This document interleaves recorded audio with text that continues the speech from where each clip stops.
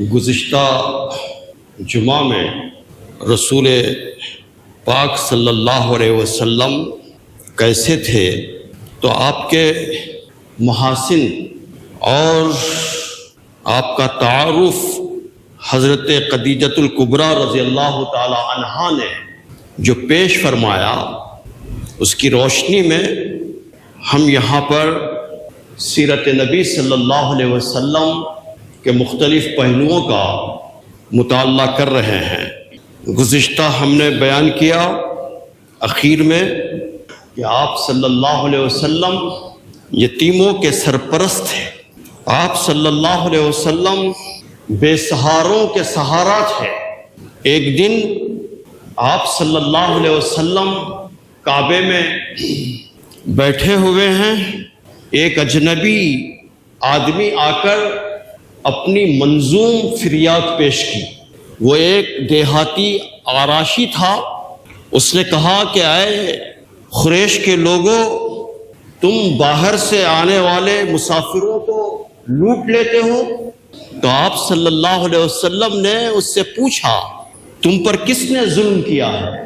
تو اس نے کہا، میں 3 عمدہ اونٹ بیچنے کے لیے لایا تھا، ابو جہل نے اس پر بہت کم قیمت لگائی اور اب اس قیمت سے بڑھ کر کوئی اور خریدنے کے لیے تیار نہیں ہے۔ یہ جو ظلم ہے اس کا سلسلہ آج تک جاری ہے۔ یعنی دیہاتی اجنبی لوگ جب مارکیٹ میں آتے ہیں تو مارکیٹ کا ایک ساہوکار یا ایک ایجنٹ اس کی ایک قیمت لگاتا ہے اور اس کے بعد پھر اس سے بڑھ کر کوئی قیمت دینے کے لیے تیار نہیں ہوتا۔ آج بھی جو یہ اڑاوے والی مارکیٹ ہے، آپ صبح کے وقت میں گڈی ملکا پور اور ترکاری کی مارکیٹ آپ چلے جائیں تو آپ یہ منظر اپنی آنکھوں سے دیکھ سکتے ہیں کہ قیمت لگا دی اور اس کے بعد، اور اسی طرح کا منظر آپ دیہاتوں کے اندر جو اجناس خریدے جاتے ہیں وہاں پر بھی دیکھا جا سکتا ہے۔ یہ ابھی چند دنوں میں کچھ ڈیولپمنٹ ہوا، اجناس حکومت خرید رہی ہے، غلہ، لیکن یہ ظلم آج تک بھی جاری ہے۔ تو آپ صلی اللہ علیہ وسلم نے پوچھا، تم ان اونٹوں کی کیا قیمت لینا چاہتے ہو؟ تو اس نے قیمت بتائی تو آپ صلی اللہ علیہ وسلم نے اتنی قیمت دے کر اسے فوری خرید لیا۔ ابو جہل وہیں پر موجود تھا۔ آپ صلی اللہ علیہ وسلم نے فرمایا کہ تم نے اس غریب دیہاتی سے جو حرکت کی ہے، آئندہ کبھی ایسی حرکت دوبارہ نہیں ہونی چاہیے۔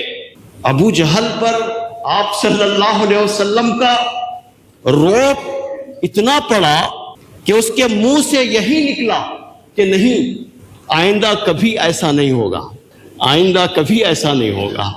یہ حق کی آواز بھی تھی، اور جب آدمی بے سہاروں کا سہارا بن جاتا ہے تو اللہ تعالیٰ اس کی ذات و شخصیت کے اندر ایک رعب پیدا کر دیتا ہے، ایک دبدبہ پیدا کر دیتا ہے۔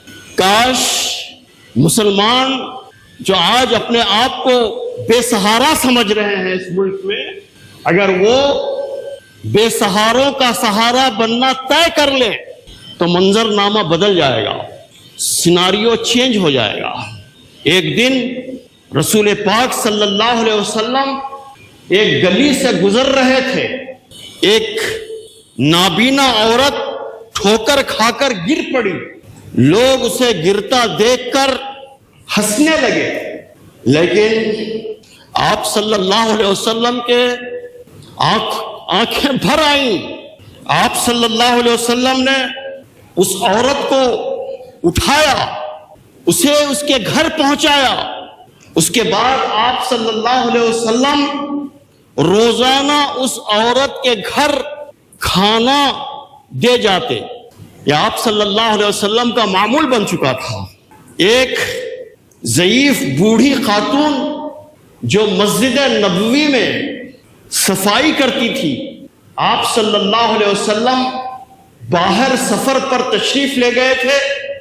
آنے کے بعد آپ صلی اللہ علیہ وسلم نے محسوس کیا کہ وہ عورت دکھائی نہیں دیتی، تو تو آپ صلی اللہ علیہ وسلم نے دریافت فرمایا تو لوگوں نے بتایا کہ اس کا انتقال ہو گیا ہے۔ آپ صلی اللہ علیہ وسلم کو بڑا غم ہوا اور آپ صلی اللہ علیہ وسلم نے اس کی قبر پر پہنچ کر نماز جنازہ ادا کی۔ مدینے میں ایک پاگل عورت تھی، سب جانتے تھے پاگل۔ ایک دن آپ صلی اللہ علیہ وسلم کے پاس آئی اور کہا کہ اے محمد صلی اللہ علیہ وسلم، میرے ساتھ چلو، میرا فلاں کام کر دو۔ آپ صلی اللہ علیہ وسلم نے فرمایا کہ چلو، تم جہاں لے جاؤ گی میں چلوں گا اور تمہارا کام کروں گا۔ فوراً آپ صلی اللہ علیہ وسلم اس کے ساتھ گئے، اس کا جو کچھ کام تھا اس کو کر کر واپس آئے۔ آپ صلی اللہ علیہ وسلم بے سہاروں کے سہارا تھے۔ ایک دفعہ ایک ضعیف بوڑھی عورت ایک گلی سے گزر رہی تھی، اس کے سر پر اتنا بوجھ تھا کہ وہ مشکل سے قدم اٹھا سکتی تھی۔ لوگ اس کی ہنسی اڑانے لگے۔ رسول پاک صلی اللہ علیہ وسلم قریب پہنچے اور آپ صلی اللہ علیہ وسلم نے اس عورت کو مشکل میں دیکھ کر فوراً آگے بڑھے اور وہ بوجھ خود اٹھایا اور اس کی منزل پر پہنچا دیا۔ ہمارے واعظین اور مقررین اور بھی باتیں اس میں جوڑتے ہیں، لیکن جتنی باتیں سیرت کی کتابوں میں لکھی ہوئی ہیں اتنی ہی میں نے یہاں پر بیان کی۔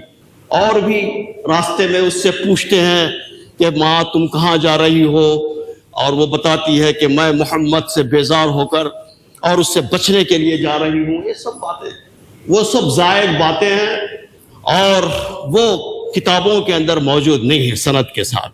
اس لیے میں اس کو چھوڑتے ہوئے صرف اتنی بات کہ آپ صلی اللہ علیہ وسلم نے اس بوڑھی بے سہارا عورت کا سہارا بنی۔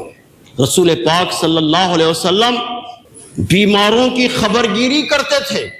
بیماروں کی خبرگیری کرنے کو عیادت کہتے ہیں۔ مشکات شریف صفحہ نمبر 134 پر ہے کہ قیامت کے روز خدا فرمائے گا کہ اے آدم کے بیٹے، میں بیمار پڑا اور تو نے میری عیادت نہیں کی۔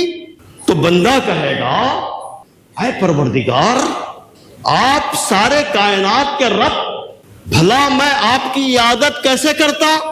خدا کہے گا کہ میرا فلاں بندہ بیمار پڑا تو تو نے اس کی عیادت نہیں کی۔ اگر تو اس کی عیادت کو جاتا تو مجھے وہاں پر پاتا، یعنی میری خوشنودی اور رحمت کا مستحق قرار پاتا۔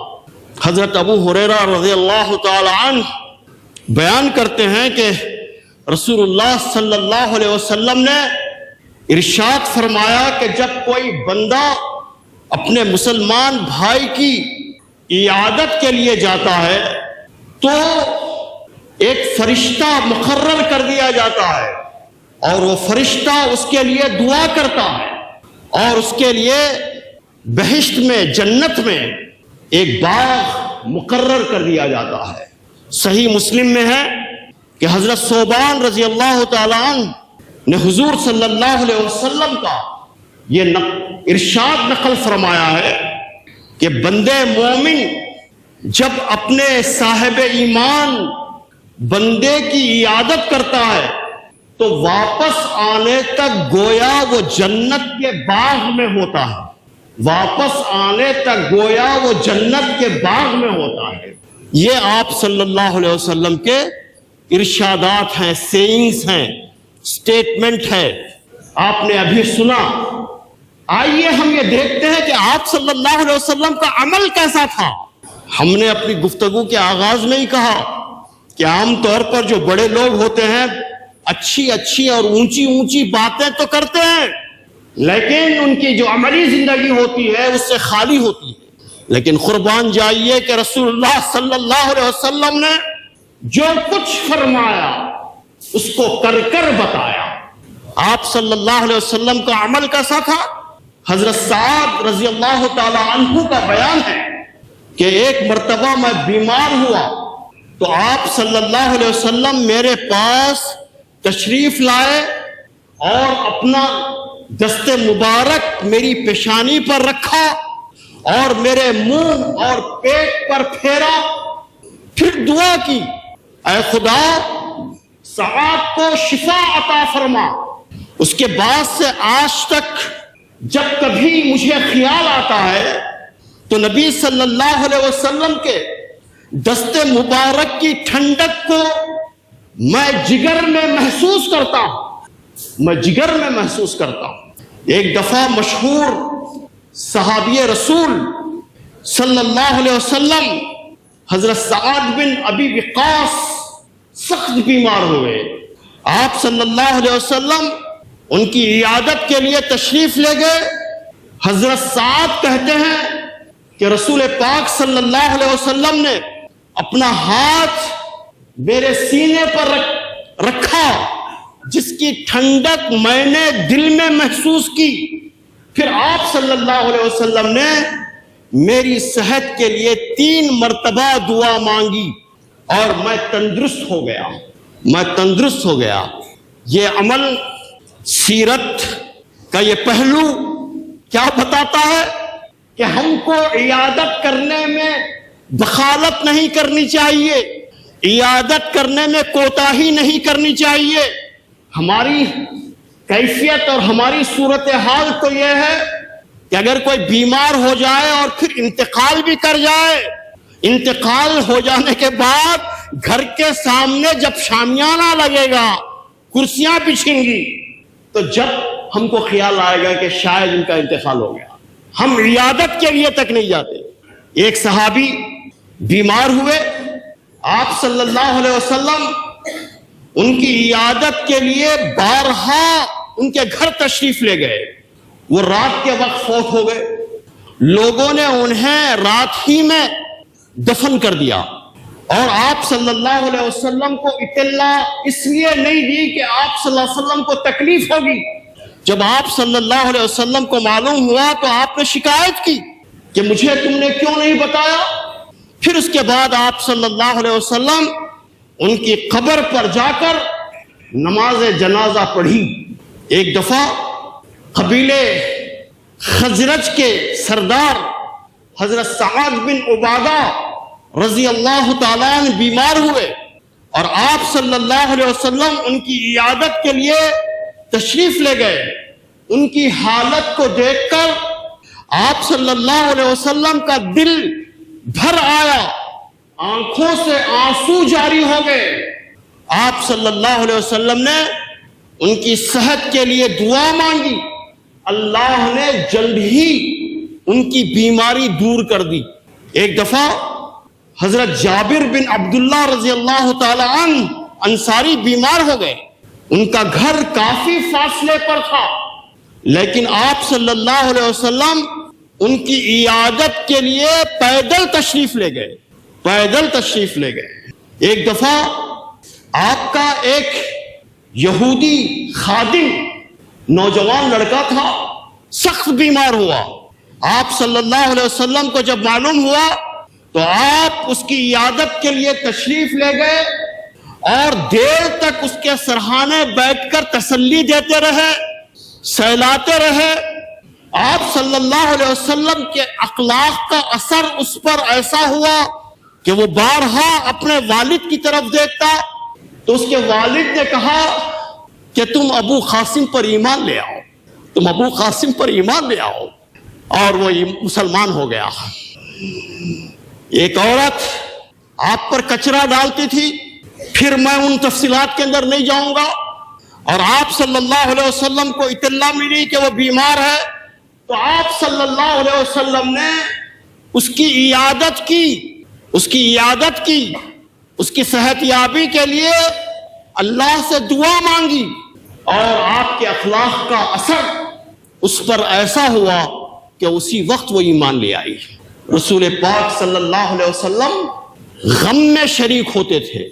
کسی شخص کے انتقال ہو جانے تو اس کے رشتہ داروں کے ساتھ میں ہمدردی کرنا، ان کے غم میں شریک ہونے کو تعزیت کہتے ہیں، تعزیت پیش کرنا۔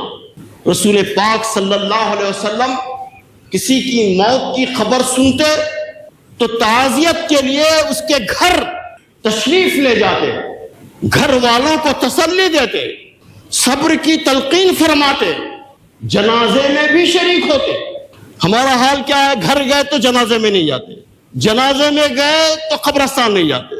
آپ صلی اللہ علیہ وسلم کے چچا زاد بھائی حضرت جعفر بن ابی طالب رضی اللہ تعالی عنہ موتا کی لڑائی میں شہید ہو گئے تو آپ صلی اللہ علیہ وسلم کو بہت غم ہوا، اور آپ صلی اللہ علیہ وسلم ان کے گھر تشریف لے گئے۔ ان کی بیوی حضرت اسماء بنت عمیس رضی اللہ تعالی عنہا کو تسلی دی، ان کی بچیوں کو گلے لگایا، پیار کیا، پھر اپنے گھر آئے، اپنے گھر والوں سے فرمایا کہ جعفر کے گھر والوں کے لیے کھانا پکاؤ، کیونکہ وہ غم میں مصروف ہیں، ان کے پاس کھانا بھیجو۔ حضرت ابو سلمہ بن عبد الاسد فوت ہوئے تو آپ صلی اللہ علیہ وسلم ان کے گھر تشریف لے گئے، دیر تک ان کی بیوی بچوں کو تسلی دیتے رہے۔ اسد بن زرارہ انصاری رضی اللہ تعالیٰ عنہ فوت ہوئے، آپ کو خبر ملی تو بہت آپ کو رنج ہوا، ان کے گھر تشریف لے گئے، رشتہ داروں کو تسلی دی اور فرمایا کہ خزا کا کوئی علاج نہیں ہے۔ حضرت اسد رضی اللہ تعالیٰ عنہ 2 بچیوں کو چھوڑے تھے، آپ صلی اللہ علیہ وسلم نے ان کا ہمیشہ خیال رکھا اور ان دونوں کو سونے کی بالیاں پہنائیں جس میں موتی پڑے ہوئے تھے، ان دونوں لڑکیوں کو۔ دوستو، یہ ہے رسول پاک صلی اللہ علیہ وسلم کی سیرت، اس کے اندر پیغام ہے ہم کو۔ آج جو انسان اپنی انسانیت کو کھوتا چلا جا رہا ہے، قریب ترین رشتہ داروں کو بھی وہ پوچھ کر نہیں دیکھتا، ایسے نفسا نفسی کے دور میں رسول اللہ صلی اللہ علیہ وسلم کی سیرت میں پیغام ہے۔ آپ صلی اللہ علیہ وسلم لوگوں کی خدمت کر کر، سروس کر کر خوش ہوتے۔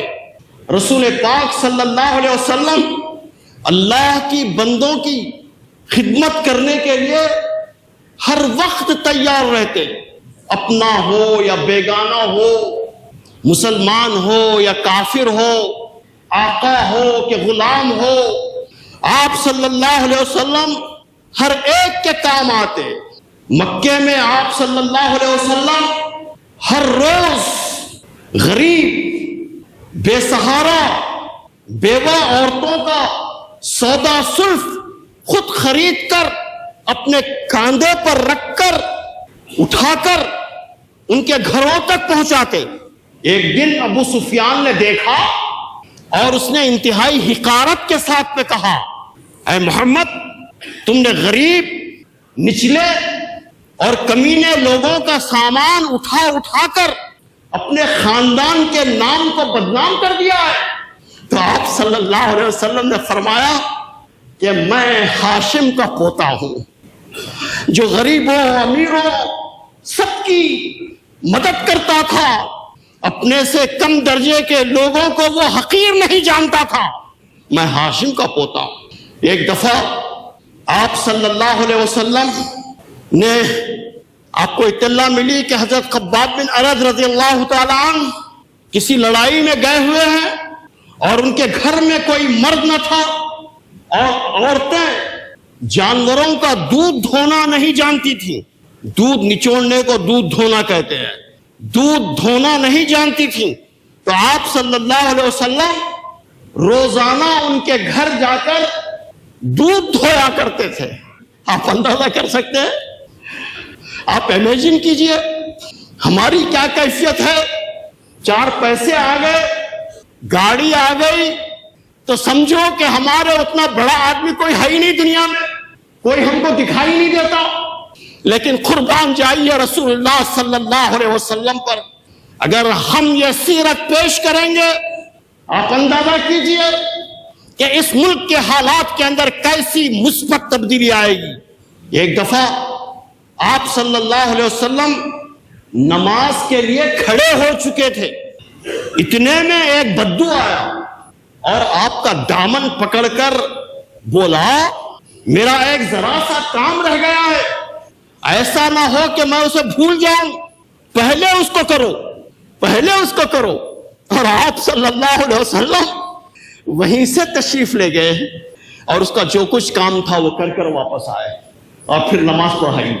آپ اندازہ کیجئے رسول اکرم صلی اللہ علیہ وسلم مہمان نواز تھے، مہمانوں کی بہت عزت کرتے تھے، بہت عزت کرتے تھے۔ اب تو مہمان نوازی شہری زندگی میں تو خال خال رہ گئی ہے۔ اگر بہت بڑی مہمان نوازی کر دیا تو محلے کے چائے خانے میں چائے پلا کر بھیج دے گا، ہاں بس بہت بڑی مہمان نوازی ہو گئی اس کی۔ اگر کوئی ٹھہرنے والا آدمی مل گیا تو ہوٹل سے کچھ منگا کر کھلا دے گا، گھر میں نہیں پکے گا اس دن۔ دوستو، آپ صلی اللہ علیہ وسلم مہمانوں کی بہت عزت کرتے تھے، خود بھوکے رہ کر بھی مہمان کو کھانا کھلاتے تھے اور اس کی ہر طرح کی خدمت کرتے تھے۔ اس میں کافر مسلمان کی کوئی تمیز نہ تھی۔ کوئی بھی مہمان آتا تو آپ صلی اللہ علیہ وسلم اس کو بغیر کھلائے پلائے جانے نہیں دیتے۔ ایک دفعہ ایک کافر آپ صلی اللہ علیہ وسلم کے پاس مہمان ٹھہرا، آپ صلی اللہ علیہ وسلم نے اسے ایک بکری کا دودھ پلایا، اس کا پیٹ نہیں بھرا۔ پھر آپ صلی اللہ علیہ وسلم نے دوسری بکری کا دودھ پلایا، وہ بھی اسے کافی نہیں ہوا۔ پھر آپ صلی اللہ علیہ وسلم نے تیسری، چوتھی، یہاں تک کہ 7 بکریوں کا دودھ پلایا اور تب جا کر کہیں وہ سیر ہوا۔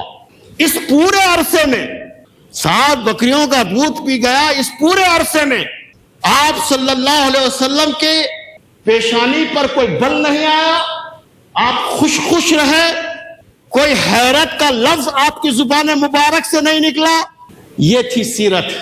ایک دفعہ ہجرت کے 90 سال نجران سے ایک وفد آیا اور وہ عیسائیوں کا وفد تھا، کم و بیش اس میں 60 عیسائی تھے۔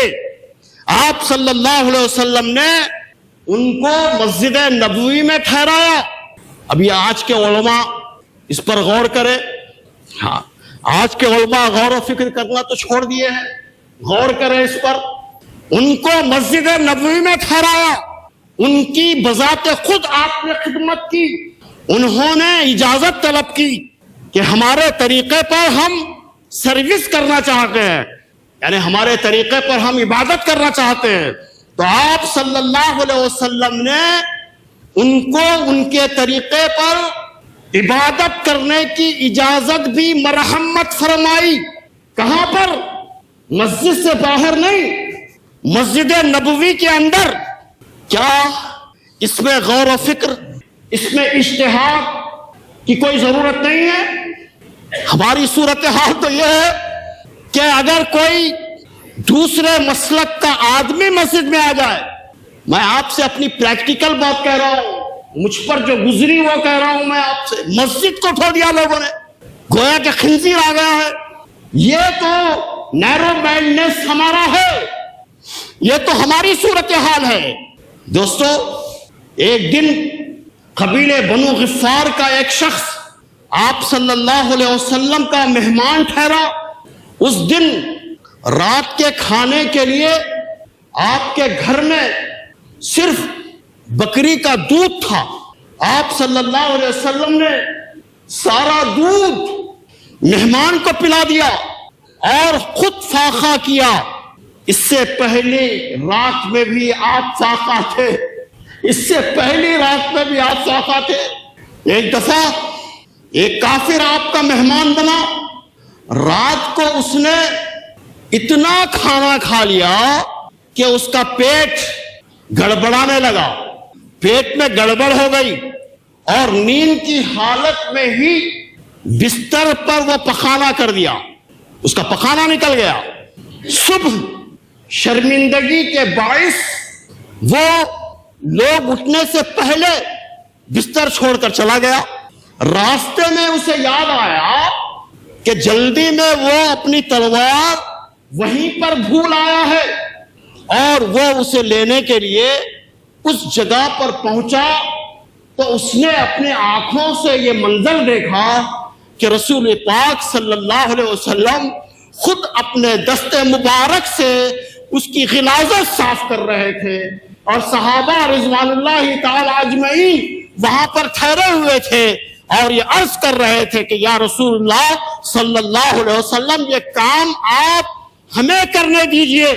تو آپ صلی اللہ علیہ وسلم فرما رہے تھے کہ نہیں نہیں، وہ میرا مہمان تھا، وہ میرا مہمان تھا، یہ کام میں ہی کروں گا۔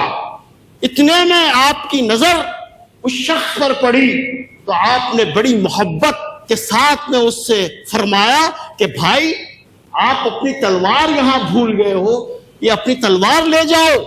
آپ صلی اللہ علیہ وسلم کے اخلاق کا اثر اس پر اتنا ہوا کہ وہ اسی وقت وہ مسلمان ہو گیا، اسی وقت وہ مسلمان ہو گیا۔ یہ رسول اللہ صلی اللہ علیہ وسلم کے محاسن حضرت خدیجہ رضی اللہ تعالی عنہا نے بیان کی۔ اس کے بعد میں آپ نے یہ بھی بیان کیا کہ آپ سخی ہیں، آپ سخی ہیں، آپ سخی ہیں۔ حضرت انس رضی اللہ تعالی عنہ بن مالک نے بیان فرمایا کہ احسن الناس واجود الناس، آپ سارے انسانوں میں سب سے زیادہ خوبرو اور خوبصورت تھے۔ واجود الناس، سارے انسانوں میں سب سے زیادہ سخی اور داتا تھے۔ واشجع الناس، آپ صلی اللہ علیہ وسلم سارے انسانوں میں سب سے زیادہ شجیع اور بہادر تھے۔ عام طور پر دیندار لوگ، تسبیح پھیرنے والے لوگ، ایسا سمجھا جاتا ہے کہ ڈرپوک ہوتے ہیں، بزدل ہوتے ہیں۔ نہیں، رسول اللہ صلی اللہ علیہ وسلم سے بڑھ کر دلیر، بہادر اور شجیع دنیا کے اندر پیدا نہیں ہوا۔ وہ کیسے؟ انشاءاللہ ہم زندگی اگر وفا کی تو آئندہ کی صحبت میں یہ دو عنوانات کہ آپ کیسے آپ اجود الناس تھے، کیسے آپ اشجع الناس تھے، سارے انسانوں میں سب سے زیادہ سخی کس طرح تھے، سارے انسانوں میں سب سے زیادہ شجیع اور بہادر کس طرح تھے، اس پر انشاءاللہ ہم زندگی وفا کی تو اظہار خیال کریں گے۔ واخر دعوانا ان الحمدللہ رب العالمین۔